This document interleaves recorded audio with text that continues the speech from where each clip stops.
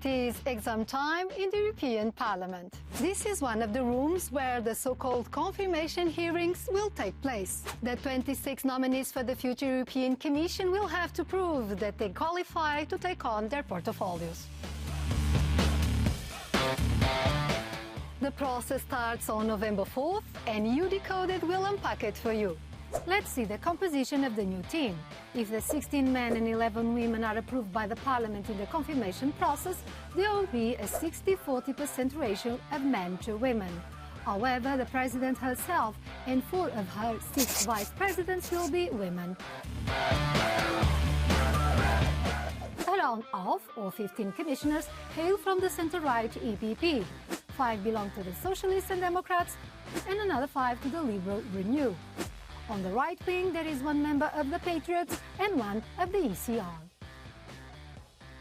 Each EU government nominates a commissioner, but the Parliament will have the final word. We asked some citizens what they think about the process of grilling those nominees. Well, I think it's really important because at the end of the day, the commissioner are indirectly elected, so it's not going through a popular process like the vote that is happening democratically.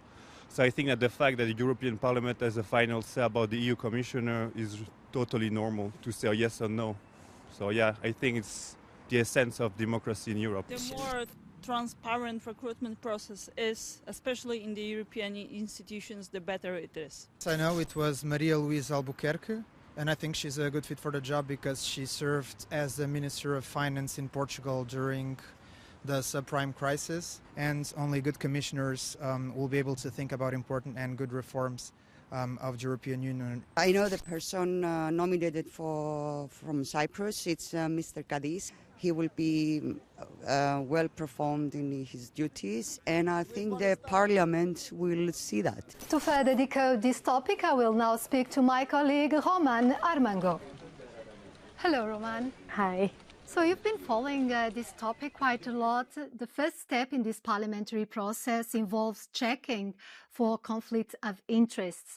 Does the committee actually have enough powers to investigate the financial declarations? Every commissioner designated have to answer some kind of questionnaire, which is basically a question regarding positions they held in the past regarding jobs, but also outside of work, and also about their financial interests that they may have. But the problem that has been highlighted by a few MEPs is that actually Legal Affairs Committee doesn't have any investigative power, only rely on the answer that have been given by commissioner designated, and they don't have an actual investigative power to know if they lie on the declaration or they forgot to put important elements. And what happens in the hearing process, like interviews that are carried out by the parliamentary committees? Starting with a 15 minutes presentation from the commissioner presenting the priority, followed by a Q&A by MEPs from the biggest to the smaller group, and finishing by a closing statement of the commissioner designated. However, not all the MPs are not interrogated, all the commissioner. It is happening in a span of 6 days and divided by committees. For example, the commissioner for agriculture will be integrated by the committees on agriculture. How does the parliament assess and vote on the nominees? So immediately after the hearings, a group of MEPs that took part in these hearings will gather and determine whether or not they were convinced by the performance of the commissioner. If that's not the case, they can ask for further questions or another hearings that this time will be a bit less long. And if they still don't agree after all of this process, they will have to go back to stage 1 and a member state will have to propose another candidate. But finally, they will have to go also to the plenaries to be voted on? Exactly. So once the 26 candidates have been approved by the European Parliament, they will gather in Strasbourg and the member of the Parliament will vote by a simple majority on the entirety of the College of Commissioners. Thank you, Roman. Hearings can be a difficult test and sometimes candidates fail.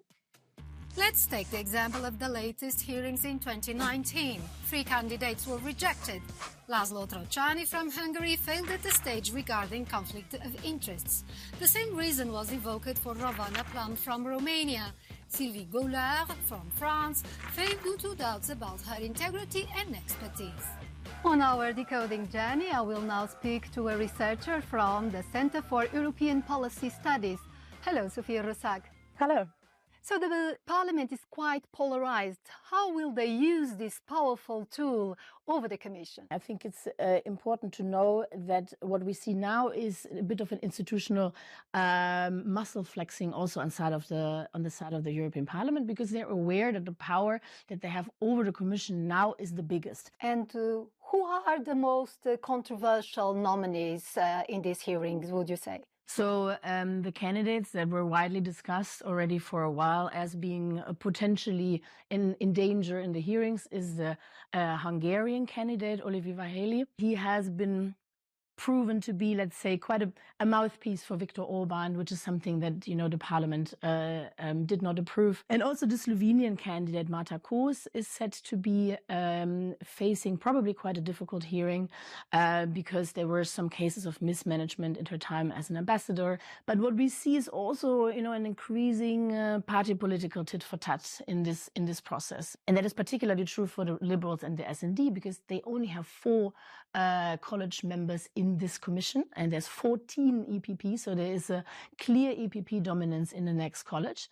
And so the worry is if the SD and Renew, if they're giving the EPP commissioners a hard time, then in return, their own commissioners might face difficulties. And some of the most prominent Renew and SD posts of the executive vice presidents are scheduled for the very end of the process. And one could read it in a way that the EPP is taking these candidates hostage in order to get their own candidates safely through the procedure. And what could be the impact of the rejection of some nominees during the hearings? Some member states, the head of state can decide this basically alone. So then it's going to be a very quick process. But in other member states, the parliament or the European Affairs Committee, for instance, has to approve, or the president has to approve next to the prime minister. So there is lots of internal procedure that might prolong the whole process. So it's really difficult to say. It might be that there's a quick turnover and that the Commission can still start on 1st of December, but it might also delay the whole thing. Thank you very much, Sofia Rosak, for your participation on EU Decoded. You're welcome. Thanks for having me. Those who pass the grilling process will work in the Berlaymont building, the Commission's Brussels-based headquarters. The Jean Monnet room on the 13th floor is where the executive meetings take place every week. The 27 commissions are also known as the College. Thanks for watching, and don't miss next week's program for more decoding of European Union policies.